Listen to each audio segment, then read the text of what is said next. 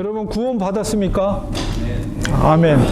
우리가 구원 받았다는 것을 알 수 있는 것은 우리 모두가 그 질문을 던졌을 때 우리 속에 믿음이 있습니다. 이렇게 고백되어지기 때문에 그렇습니다. 그런데 우리는 이 고백되어지는 믿음에 대해서 다시 한번 생각해 볼 필요가 있어요. 진지하게. 과연 내가 확신하는 이 믿음이 구원에 이를 수 있는 믿음인가에 대한 것을 다시 한번 우리가 이런 말씀 드리기에는 뭐하지만은 과연 그 구원받을 수 있는 믿음인가에 대해서 의심을 한번 해볼 필요가 있다. 어떤 분들이 이런 얘기를 들으면 저 목사님 도대체 무슨 말씀을 하시는 건가 이렇게 반문할지도 모르는데, 교회 다니는 사람들 중에는 교회에서는 정말 찬양 부를 때 은혜를 받고 혼자서 다 은혜를 받는 것 같습니다. 그러나 교회 문을 나가는 순간부터 바깥에 나가서는 교회에서는 정말 거룩한 사람처럼 보이지만 바깥에 나가서는 자기의 육체의 정욕대로 술 먹고 담배 피고 자기의 육체의 정욕대로 살아가고 또 일하는데도 불로소득으로 소득을 얻으면서 그리고 그것을 누리면서 마치 그것이 하나님의 축복이다 라고 고백되어지면서 그렇게 생활하면서도 또 나는 구원에 확신이 있습니다 라는 고백을 합니다. 과연 그것이 구원에 이르는 믿음일 것인가 라고 했을 때에 단언컨대 그렇지 않다는 거예요. 여러분, 목사도 지옥에 갈 수 있습니다. 정말 아무리 자기가 나는 구원에 이르는 믿음이 있다라고 고백되어도 그 삶이 어떤가에 대한 것을 바라보았을 때 목사도 지옥에 갈 수가 있습니다. 우리 스스로가 확신하는 믿음만으로 구원에 이를 수 있는가라고 질문을 던졌을 때 그 믿음을 의심해 봐야 된다는 거예요. 우리는 심각하게. 구원에 이르는 진정한 믿음이라는 것은 속사람이 바뀌는 거예요. 속사람이 바뀐다는 것은 복음이 그 사람 안에 있는 거죠. 그러면 복음이 그 안에 있고 속사람이 바뀌면 가치관이 달라질 수밖에 없습니다. 그리고 가치관이 달라지면 당연히 삶의 태도도 변화될 수밖에 없어요. 그래서 마치 기차의 견인차가 앞에 가면 뒤에 짐칸들은 당연히 그걸 쫓아가게 돼 있어요. 그럼에도 불구하고 분명히 복음이 있다면 그 뒤에 따라오는 짐칸이 반드시 그것을 따라가야 되는데 그것은 따라가지 않는데 나는 구원의 확신이 있다라고 고백되어지는 것은 그 믿음에 문제가 있는 것이죠. 그래서 우리가 변하지 않는 삶을 살면서도 구원의 확신이 있다라고 고백을 하는 것은 그것은 착각하는 거예요. 자기가 착각하는 거예요. 구원에 이룰 수 있다라고. 보수적인 신앙인들이나 목회자들이 이런 말을 들으면 저 목사님 이단 아니야? 이렇게 오해될 수도 있는, 어떻게 보면 딱 앞뒤를 자르고 그렇게 제가 하는 말을 그렇게 말을 들으면 그렇게 할 수도 있지만, 그러나 분명히 저는 분명하게 선포합니다. 우리가 확신하는 믿음만으로 구원에 이를 수 없습니다. 이걸 오해하지 마셔야 돼요. 절대로. 제가 하는 말씀이 무슨 말씀인지를 오늘 제가 이 본문 속에서 그것이 증명되고 있는 말씀이 오늘 말씀이에요. 여러분, 요한복음의 핵심적인 주제는 뭐냐? 그것은 믿음과 불신의 문제예요. 믿음과 불신. 요한복음 1장에서 4장까지의 말씀이 바로 믿음이 무엇인가 라는 것을 이야기하고 있습니다. 그래서 우리가 가장 중요한 말씀, 우리가 잘 알고 있는 요한복음 3장 16절도 그 내용 안에 들어가 있죠. 그리고 오늘 읽은 5장에서부터 오늘 읽은 12장까지가 바로 왜 사람들이 믿지 못하느냐, 그런 주제의 사건들이 기록이 돼 있어요.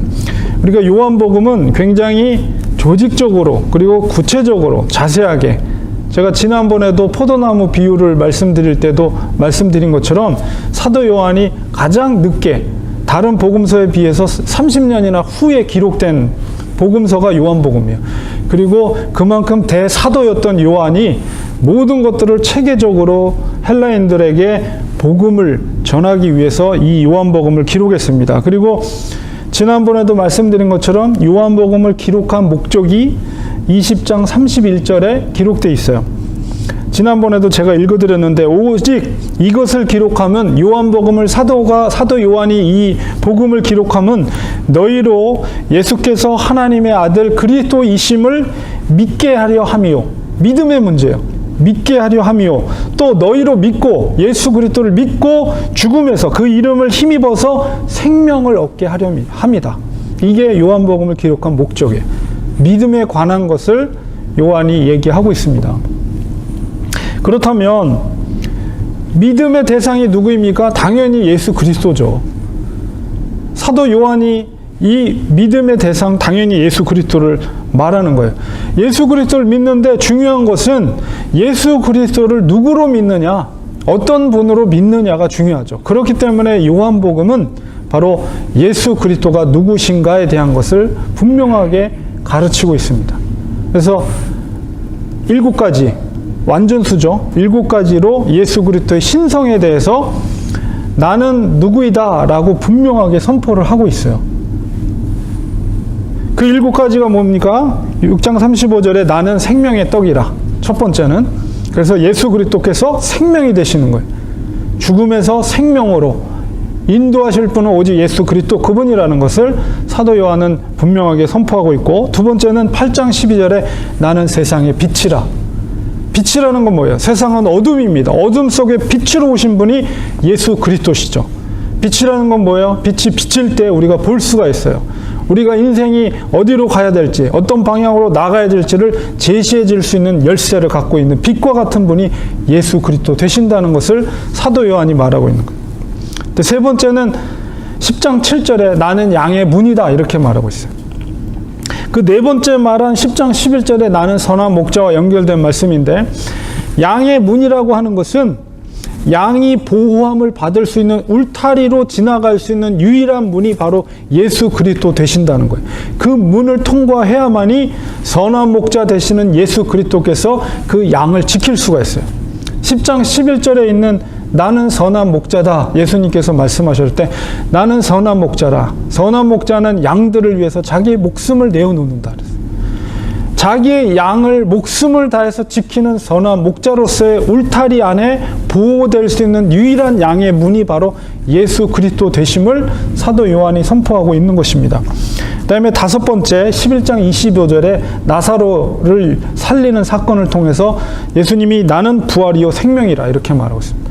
예수 그리스도만이 부활되시고 생명되십니다. 부활이라는 것은 죽음의 권세를 이기시고 다시 사신 분이라는 것이죠. 그래서 우리가 부활의 소망을 우리가 가질 수가 있는 것입니다. 그리고 여섯 번째 14장 6절에 나는 길이요 진리요 생명이라. 천국에 이를 수 있는, 구원에 이를 수 있는 유일한 길은 오직 예수 그리스도 그분밖에 없어요. 그렇기 때문에 나는 길이요, 어떤 길? 구원에 이를 수 있는 유일한 길이요 진리요 생명이다. 생명에 이를 수 있는 유일한 길이 바로 예수 그리스도 되심을 요한이 선포하고 있는 것입니다. 마지막에 제가 이 부분을 가지고 지난번에 설교를 했죠. 15장 1절 나는 참 포도나무라. 그 포도나무에 우리가 가지로서 붙어 있는 거예요. 거기서 떨어지면 우리는 불살라질 수밖에 없어요. 그러나 거기에 접붙여 있어야지 양분을 공급받아서 열매를 맺는 겁니다. 주님께서는 우리에게 열매를 요구한다는 말씀을 지난번에 선포했죠. 이렇게 분명하게 믿음의 대상으로서의 예수 그리스도의 신성을 선포하고 있는 것이 사도 요한이 그것을 말하고 있는 거예요. 오늘은 종료주일입니다. 근데 왜 제가 이런 말씀을 드리냐? 일단 종료주일이요. 종료주일이 어떤 날입니까? 예수님께서 마지막 죽으시기 위해서 마지막 예루살렘으로 입성하시는 그 사건 속에서 이 유대인들이 종려나무 가지를 꺾고 나귀를 타고 오시는 예수님을 맞이하셨죠. 그것을 기념해서 Palm Sunday, Palm이라는 게 이제 종려나무인데, 그때 나무 가지를 꺾은 그 나무의 분명한 종류가 종려나무라고 기록한 것은 요한복음밖에 없어요. 다른 데는 다 나무를 베어서 이렇게 했지 분명하게 그 나무가 무언지 설명하고 있는 것이 요한복음이에요. 그래서 요한복음은 아주 굉장히 계획되고 굉장히 철저하게 계산돼서, 계산이라는 것이 아니라 심사숙고해서 써여진 복음서예요. 그래서 함출이라는 것을 알리고 있는 복음서는 요한복음밖에 없습니다. 왜 근데 종려나무를 꺾었습니까? 이스라엘 사람들이 종려나무라는 것은 이제 히브리 말로 타마르라고 그래요. 타마르. 종려나무의 의미는 이게 다산을 상징합니다. 풍요를 상징해요. 그래서 구약 시대에 보면 이제 타마르라는 여자의 이름에게 다산을, 우리가 여자 이름에게 어떤 것을 복을 주기 위해서 그런 이름을 짓는 것처럼 타마르라는 이름을 여자의 이름으로 많이 사용을 했어요. 그래서 그것이 이제 한글 음가로 바뀌면 다말이라고 그러죠. 다말이라는 이름을 우리가 기억하고 있죠. 유다의 며느리 이름이 다말이었고, 압살롬의 누이 이름이 다말이었죠. 그래서 타마르, 이게 종려나무라는 뜻입니다. 근데 이 종려나무가 다산과 풍요를 상징하기도 하지만 구약시대에 이게 바벨론 포로 이후에 이 종려나무가 무엇을 상징하게 됐냐면, 어저께 우리 이경옥 권사님들 풀 뜯고 그랬는데 그 앞에 있는 나무가 종려나무와 같은 그런 종류의 나무예요. 그래서 그거는 가지를 다 꺾어도 부러져도 땅에 심으면 싹이 나요. 계속 이렇게 자라나요. 그런 것처럼 바벨론 포로기에 우리나라의 무궁화처럼 이 종려나무는 생명을 상징해요. 그리고 승리를 상징해요. 어떤 상황 가운데도 죽지 않고 다시 살아나는, 그래서 생명과 승리와 그 다음에 왕을 상징하는 거예요. 종려나무가. 그래서 유대인들이 그 포로 시대 이후로 이 종려나무는 그런 승리와 왕과 또한 그런 것을 상징하기 때문에 바로 종려나무를 꺾어서 예수님을 오시는 것을 맞이하게 된 거예요. 그것은 어떤 의미를 담고 있냐면 바로 예수님께서 메시아가 된다는 것을 그들이 인정을 하는 거예요. 그래서 종려나무를 꺾어서 유대인들이 예수님을 맞이하게 되는 것이죠. 그러면서 그들이 외친 것이 무엇입니까? 그래서 뭐냐면 호산나, 호산나 하면서 외쳤어요. 호산나라는 것은 시편 118편 25절에 있는 말씀인데요. 여호와여 구하옵나니 이제 구원하소서. 여호와여 우리가 구하옵나니 이제 형통하게 하소서. 이런 시편에 있는 말씀을 인용한 거예요. 호산나라는 말은 이제 헬라어로 음가를 바꾼 거지만 원래 히브리어는 호시아나. 호시아는 여호수아, 예수 똑같은 단어예요. 구원하다, 구원해 주소서 라는 뜻이고, 나라는 뜻은 now, 지금. 호시아나 하면은 히브리어로 지금 구원해 주세요 라는 뜻입니다. 그래서 그것이 헬라어 음가로 바뀌면서 호산나 이렇게 바뀐 거죠.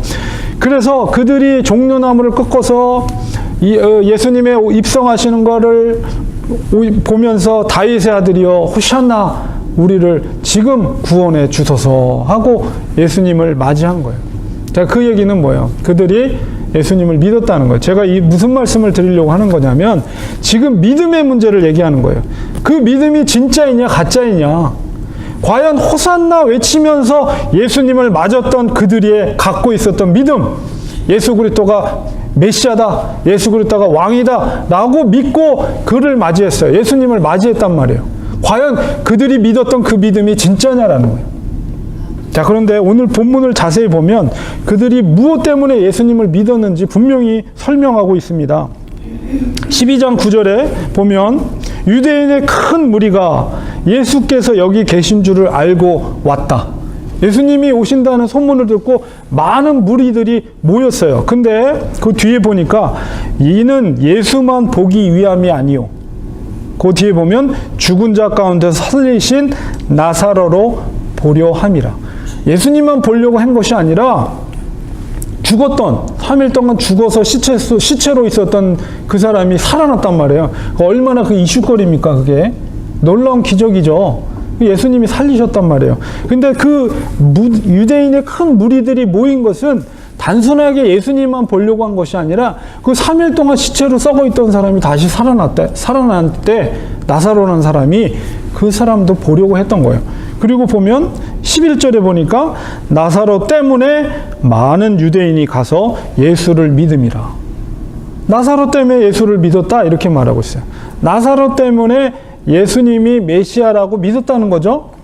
자, 그리고 18절에 보면 12장 18절에 이에 무리가 예수를 맞으면 호산나 하면서 그 많은 사람들이 예수님을 맞이한 이유와 까닭을 요한은 여기에 분명하게 그 이유를 설명하고 있어요. 12장 18절에 무리가 예수를 맞으면 이 표적 행하심을 들었음이로라. 이 표적 행함을 들었기 때문에 예수를 맞았다는 거예요. 자, 우리가 곰곰이 생각해 볼 필요가 있습니다. 호산나 맞아요. 예수님은 메시아예요. 그러나 그들이 믿었던 메시아와 우리가 믿고 있는 그 메시아와 같은 걸까요? 절대 그렇지 않아요. 과연 그 호산나 외쳤던 그 사람들이 구원에 이르렀을까라고 생각했을 때 결코 긍정적인 대답을 할 수가 없습니다. 그들이 믿었던 이유는 뭐예요? 표적이 있었기 때문에. 표적이 있었기 때문에 표적을 믿은 거예요. 만약에 예수님께 그들이 맞이했을 때 예수님께 표적이 없었다면 그들이 믿고 있는 믿음은 물거품처럼 사라지는 거예요. 예수님은 표적을 행하는 분이 아니라 예수님은 살아계신 하나님의 아들인 거예요. 그것을 믿어야지 표적을 행하는 자로 믿으면 그 표적이 사라지면 그 믿음은 물거품처럼 사라지고 만다는 거예요. 결국 호산나 외쳤던 그 사람들이 바로 표적이 없었을 때 바라바를 살리고 예수를 십자가에 못 박아라 소리쳤던 그 사람이 동일한 사람들이에요. 우리가 단순하게 믿음이 있는 것으로 내가 믿음이 있습니다 라는 것으로 내가 구원받을 수 있다라고 하는 것은 착각이라는 것입니다. 믿음은 귀신들도 믿어요. 예수님의 존재를 제일 먼저 예수님의 하나님의 아들 되심을 선포한 자가 누군지 아세요? 베드로 아니에요? 베드로가 분명히 선포했죠. 주는 그리스도시요 살아계신 하나님의 아들입니다. 근데 베드로보다도 먼저 예수님의 정체를 선포한 사람이 있어요. 그게 누구냐? 거라사인의 귀신이에요. 마가복음 5장 7절 8절에 거라사인의 군대에 들린 귀신이 그 산소 무덤 옆에서 쇠고랑을 차면서도 얼마나 힘이 셌으면 예수님이 저 멀찍이서 오시는 걸 보고 그 귀신이 먼저 알아봤어요. 그리고서는 마가복음 5장 7절 8절에 그가 멀리서 예수를 보고 달려와 일부러 예수님 앞에 달려와 엎드려 절했어요. 귀신 들린 그 사람이. 그러면서 큰 소리로 부르짖어 이르되 지극히 높으신 하나님의 아들 예수여. 제일 먼저 그것을 선포한 사람이 바로 거라사인의 귀신이에요. 귀신. 여러분, 귀신도 예수님을 믿는다니까요. 근데 그가 구원받을 수 있습니까? 그럴 수 없어요. 물론 귀신이 쫓아낸 거라사인 그 사람은 구원받을 수 있죠. 그러나 귀신의 존재는 믿는다고 해서 다 되는 게 아니라는 거예요. 제자들도 예수님을 믿었죠. 오늘 읽은 본문 앞서서 가룟 유다의 사건이 기록되어 있습니다. 12장 5절 6절에 어떤 사건이 있었냐면 이 나사로의 여동생 마르다와 마리아 여동생이 얼마나 정말 예수님이 귀한 분입니까? 자기의 사랑하는 오라비를 살렸단 말이에요. 죽음의 권세에서 살렸단 말이에요. 얼마나 소중해요. 그것만큼 귀한 게 어디 있어요? 여동생으로서 자기 오빠를 그러니까 가장 귀한 향유 300데나리온의 가치라고 그랬어요. 데나리온이라는 것은 하루 동안의 노동자가 일한 값이에요. 그러니까 300일 동안 일한 노동자의 값이니까 거의 1년 정도의 노동자가 벌은 금액이니까 굉장히 고귀한 값어치를 갖고 있는 향유죠. 그것을 예수님의 발 앞에 다 쏟아부어요. 고귀한 존재로 예수님을 인정해 드리는 거죠. 그것에 대해서 가룟 유다가 뭐라고 얘기합니까? 12장 5절 6절에 보면 이 향유를 어찌하여 300데나리온에 팔아 가난한 자들에게 주지 않았느냐 하면서 이 마리아를 야단을 쳐요. 이 가룟 유다가 굉장히 의로운 것 같죠? 이 비싼 걸 팔아가지고 가난한 사람한테 나눠주지. 근데 요한은 이 가룟 유다를 평가하고 있습니다. 6절에 보면 이렇게 말함은 가난한 자들을 생각함이 아니요 그는 도둑이라. 돈괴를 막고 거기 넣는 것을 훔쳐가미로라. 이렇게 분명하게 얘기하고 있어요. 가룟 유다도 믿음이 있었어요. 예수님에 대한 믿음이 있었어요. 근데 어떻습니까? 겉으로는 마치 의인인 것처럼 표현하고 있지만은 그 뒤에서는 거짓을 행하고 있어요. 믿음이 있지만 뒤에서는 도둑질을 하고 있는 거예요. 오늘날 그리스도인이 그렇다는 거예요. 교회 다니는 사람들이. 겉으로는 은혜 받고 신실한 것 같고 믿음이 신령한 것 같고 자기가 구원받는 믿음을 갖고 있는 것 같지만 세상 속에 들어가서는 앞에서는 호산나 주를 찬양하고 예수님을 맞이하지만 저 뒤에 가서는 예수님을 다시 십자가에 못 박고 있다는 거예요. 삶 속에서는. 우리의 믿음으로 과연 구원에 이룰 수 있는가? 우리는 그것을 생각해 봐야 돼요. 겉으로는 믿음 중심의 삶을 사는 것 같지만 대형 교회들도 어떤 일들을 행하냐면 그 돈이 많으니까 그 헌금 받아들인 것을 가지고 주식을 투자해 교회가. 그래서 그 돈을 2, 3배로 늘려요. 그것이 바로 하나님의 축복이라고 자랑을 해요. 개인들도 마찬가지. 개인이 주식하고 다단계하고 도박하고 자기의 땀이 아닌 불로소득을 해서 벌어들인 돈을 가지고 이거 마치 하나님의 축복으로 부어준 거라고 이야기를 하면서 자랑을 해요. 그러면서 나는 구원받은 믿음이 있다. 구원받을 수 있는 믿음이 있다라고 확신을 갖고 있어요. 그게 뭡니까? 착각하고 있는 거예요. 착각하고 있는 거예요. 그렇게 벌어서 하나님께 드려진 헌금이 10,000불, 10만 불이 된다 할지라도 하나님은 그건 쳐다도 보지 않아요. 그 헌금은. 얼마나 뜨겁게 믿느냐가 중요한 것이 아니라 더 중요한 것은 얼마나 올바로 바로 믿고 있느냐, 이것이 중요한 것입니다. 우리 오늘 읽은 본문 말고 그 뒤로 가면 12장 42절 43절에 또 관리들의 믿음에 대해서 얘기를 하고 있는데요. 12장 42절 43절에 보면 관리 중에도 그를 믿는 자가 많대. 그는 예수님이에요. 관리들 중에, 관원들 중에도 예수님을 믿는 사람이 많다고 했어요. 근데 바리새인들 때문에, 바리새인들은 굉장히 소수의 종교 지도자들인데 그 사람들한테 밉보이면은 큰일 나죠. 그래서 바리새인들 때문에 드러나게 말하지 못하니 이는 출교를 당할까 두려워함이라. 그러면서 요한이 그들을 평가하기를 그들은 사람의 영광을 하나님의 영광보다 더 사랑하였더라, 이렇게 표현하고 있어요. 이들이 구원받을 수 있는 믿음을 갖고 있는 건가요? 그렇지 않아요. 구원받을 수 없는 거예요. 요한은 그것을 분명하게 선포하고 있습니다. 그 관원들도 예수님을 믿었지만 출교를 당한다, 이렇게 표현되어 있는데 이 헬라어 언어에는 아포시나고기우, 그러니까 시나고기우라는 건 회당에서요. 회당에서 아포라는 것은 쫓겨나는 거예요. 회당에서 쫓겨날 것이 두렵다. 그것은 뭐냐면 유대인들은 회당 중심의 종교생활뿐만 아니라 삶의 생활을 회당 중심으로 살았어요. 회당에서 만나서 거기서 직업도 이렇게 얻게 되고 모두 거래도 일어나고 그렇단 말이에요. 근데 그 회당에서 쫓겨난다는 것은 삶의 기반이 흔들린다는 거예요. 그것이 두려워서, 삶의 기반이 흔들리는 것이 두려워서 예수님 믿는 것을 믿었지만 그것을 저버렸다는 거예요. 오늘날도 마찬가지입니다. 구원에 이르는 믿음을 위해서는 우리가 안전한 길이 아니라 하나님의 뜻대로 행하는 거예요.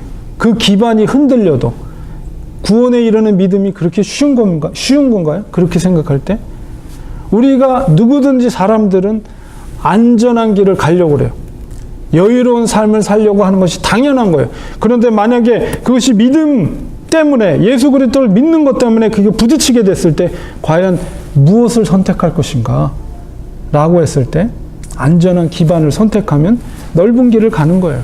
구원에 이를 수 있는 길이 아니라. 오늘날 우리가 믿는다고 하는 그 믿음이라는 것이 어떤 건지 제대로 알지도 못하면서 내가 믿는다, 구원에 이를 수 있다라고 착각을 할 수가 있다는 것입니다. 주님은 구원에 이르는 문은 좁고 길이 협착하고 찾는 이가 적다고 했어요. 우리의 믿음을 과신해서는 안 됩니다. 정말 그 좁은 길을 가야 될 선택의 순간에 과연 몇 명이나 그 좁은 길을 갈 것인가에 대해서 그렇게 하지 못하면 우리의 믿음은 잘못된 거예요. 오늘날 그리스도인들의 겉으로는 호산나를 외치지만 뒤에서는 정말로 아까 말씀 표현대로 예수님을 못 받는 행위를 얼마나 많이 하고 있습니까? 정말 참된 믿음이라는 것은 예수 그리스도를 나의 주로 정말 인정하는 거예요. 우리의 왕으로 그분을 모시는 것입니다. 그렇기 때문에 왕이 말씀하시면 그것에 순종하는 것이죠. 내가 아무리 하기 싫은 일이라 할지라도 왕께서 그렇게 하라 그러면 하는 거예요.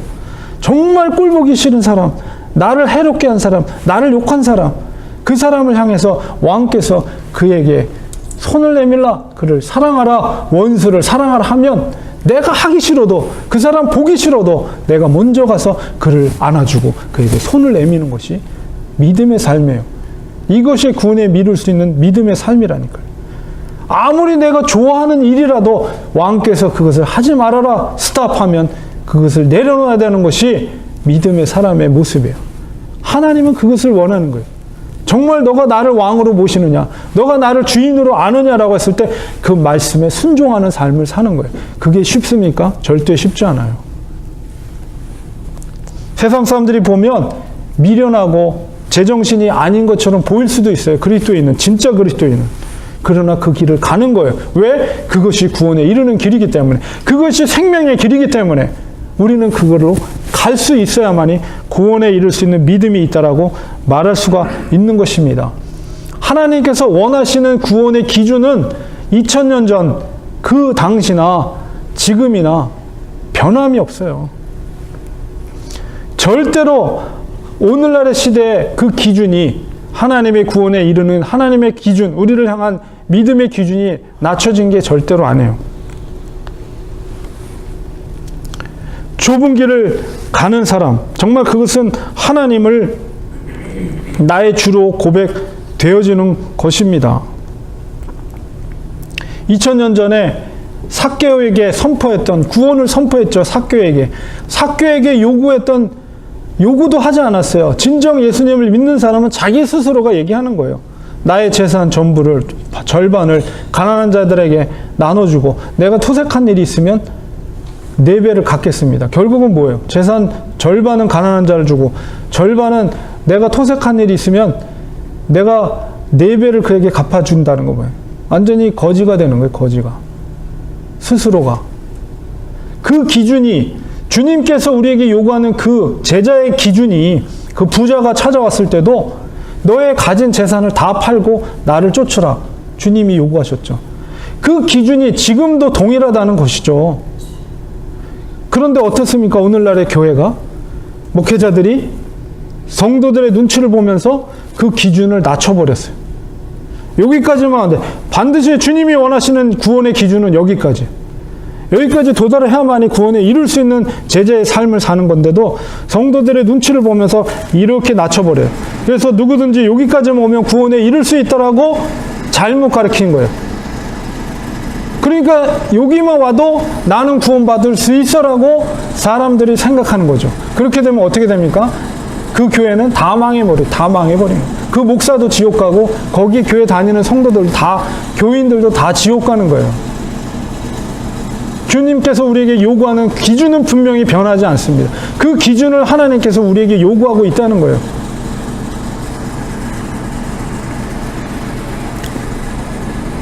주님께서 원하시는 진정한 믿음은 무엇이냐? 그것은 바로 호산나를 외치는 것이 아니라 바로 주님께서 걸어가신 골고다의 길을 따라서 죽어지는 삶을 살라는 거예요. 동일하게 주님은 오늘도 우리에게 제자의 삶을 요구하고 계십니다. 사도 바울과 베드로에게 요구했던 그 믿음의 길을 너희들이 살 것을 주님께서 우리에게 요구하고 계십니다. 하나님의 그 기준은 변함이 없어요. 우리 믿음을 다시 한번 점검해 보아야 됩니다. 주님을 위해서 죽어질 수 있는 믿음인가, 우리가 과연. 그래야만이 구원에 이를 수 있는 믿음이라는 것이요. 결론을 맺겠습니다. 구원의 문제를 생각할 때 우리가 정말 두려워야 될 문제는 뭐냐? 그것은 하나님의 말씀은 반드시 성취된다는 거예요. 오늘 본문 속에서 주님께서 나귀를 타고 오셨어요. 왜 나귀를 타고 오셨습니까? 물론 겸손을 표현하시는 것이긴 합니다. 그러나 더 중요한 것은 바로 구약시대 스가랴를 통해서 예언된 말씀이 성취됨인 것이에요. 스가랴 9장 9절에 그가 겸손하여서 나귀를 타시니 나귀의 작은 것 곧 나귀 새끼니라. 이 구약의 메시지가 신약시대 예수님을 통해서 성취가 된 거예요. 하나님의 말씀은 반드시 성취됩니다. 우리에게 성취돼야 될 하나님의 말씀이 남아있는 게 뭐예요? 그래서 바로 심판에 대한 말씀이에요. 우리 요한복음 12장 뒤 47절 48절에 예수님께서 이런 말씀을 하십니다. 앞으로 성취될 말씀이에요. 이게 사람이 내 말을 듣고 지키지 아니할지라도 내가 그를 심판하지 아니하노라. 지금 당장은 내 말을 듣지 않더라도 심판하지 않겠다는 거예요. 내가 온 것은 세상을 심판하러 함이 아니요 세상을 구원하려 함이라. 근데 48절에 나를 저버리고 내 말을 받지 아니하는 자를 심판할 자가 있으니 곧 내가 한 그 말이 마지막 날에 그를 심판하리라. 하나님의 말씀, 예수님의 말씀을 저버리게 되면 그 말씀이 심판의 때 그 자들을 심판할 것이다 라고 분명하게 경고하고 있습니다. 하나님의 말씀은 성취됩니다. 예수님의 재림이 반드시 성취될 것입니다. 하나님의 심판이 반드시 성취될 것입니다. 그 심판 때 섰을 때 그것을 평가받는 것은 바로 예수 그리스도의 말에 우리가 신실하게 순종했느냐 하지 않았느냐, 그 말씀을 저버렸느냐 저버리지 않았느냐에 달려 있다는 것을 우리는 아주 심각하게 이 말씀을 우리 받아야 돼요. 그리고 우리가 천국에 대한 얘기만 하고 있지만 지옥도 실존하는 곳입니다. 우리가 조금만 화상을 손가락에 입으면 얼마나 뜨겁습니까? 얼음을 댈 수도 있어요. 불을 피할 수도 있어요. 그러나 그 지옥불에서는 절대 피할 수도 없어요. 얼음도 없어요. 죽지도 못해요. 그 지옥이 실존하는 존재. 그것은 성취될 실존이라는 사실을 우리가 명심할 때 이 구원의 문제, 교회에서 선포될 구원의 문제가 얼마나 심각한 문제인가를 우리가 다시 한번 깨달으면서 우리가 교회에서 해야 될 사명은 바로 죽음에서 생명으로, 예수 그리스도의 복음이 선포돼서 죽음에서 생명으로 옮겨가는 일들이 바로 교회에서 일어나야 된다는 것입니다. 우리 마지막 요한계시록에 있는 말씀을 우리가 읽고 말씀을 맺으려고 합니다. 요한계시록 7장 9절 10절에 말씀이 있습니다. 오늘도 종려나무라는 이야기가 있지만 요한계시록 7장 9절 10절에 종려나무, 종려가지가 기록되어 있습니다. 바로 우리가 가져야 될 이 종려나무가, 이 최종적인 종려나무가 바로 요한계시록 7장 9절 10절에 기록되어 있어요. 바로 우리가 이 자리에 있어야 되는 거예요. 이 자리에서 종려나무를 들고 우리가 주님을 맞아야 되는 거예요. 한번 읽어보겠습니다. 2일 후에 내가 보니 각 나라와 족속과 백성과 방언에서 아무라도 능히 셀 수 없는 큰 무리가 흰 옷을 입고 손에 종려가지를 들고 보좌 앞과 어린 양 앞에 서서 큰 소리로 외쳐 이르되 구원하심이 보좌에 앉으신 우리 하나님과 어린 양에게 있도다. 아멘. 이 사건은 뭐냐? 최종적인 구원받은 하나님의 백성들이 어린 양의 보좌 앞에서 예수 그리스도를 왕으로서 인정하는 바로 종려나무 가지를 들은 거예요. 바로 우리가 그 무리 가운데, 구원받는 그 성도들의 무리 가운데 우리가 들어있어서 최종적인 이 말씀은 성취될 것입니다. 그 안에 우리의 이름이 기록되고 그 안에서 어린 양과 보좌 앞에 구원이 주님께 있음을 선포하는 종려나무 가지를 들어야 될 하나님의 백성이 우리가 돼야 됩니다. 그것을 위해서 우리 교회가 존재하는 거예요. 그것을 위해서 이 부족한 종이 그렇게 뜨겁게 복음을 선포하고 구원을 선포하고 있는 것입니다. 우리가 이 구원의 백성 가운데 우리가 포함되어서 마지막 그때에 종려나무 가지를 들고 어린 양 앞에 구원하심이 오직 예수 그리스도께 있음을 선포하고 기뻐하는 우리 모두가 되기를 주님의 이름으로 축원드립니다.